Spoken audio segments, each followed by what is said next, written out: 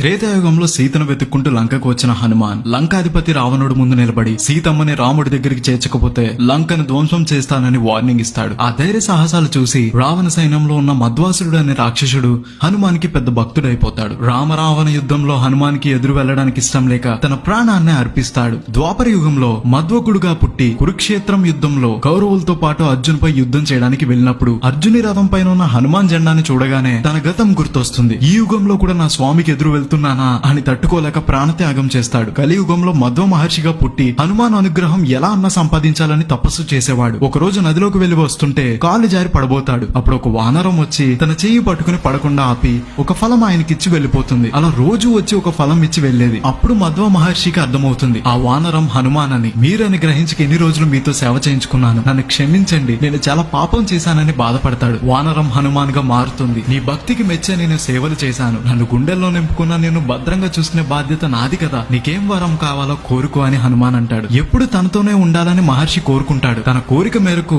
హనుమాన్ మధువుడిని మద్ది అనే చెట్టులో అవతరించమని, తాను అందులో విగ్రహంగా వెలిసి మధ్య ఆంజనేయ స్వామిగా పిలువబడతానని చెప్తాడు. కొన్ని యుగాల చరిత్ర గల ఈ గుడి మన వెస్ట్ గోదావరి జంగారెడ్డిగూడెం ఊరికి దగ్గరలో ఉంటుంది. ఒక భక్తుడి తపస్సు మెచ్చి స్వయంభుగా వెలిసిన హనుమాన్ విగ్రహాన్ని మీరు ఇక్కడ చూడొచ్చు. ఇలాంటి మరిన్ని వీడియోస్ కోసం గోదావరి స్టేషన్ ని ఫాలో అవ్వాలి మరి.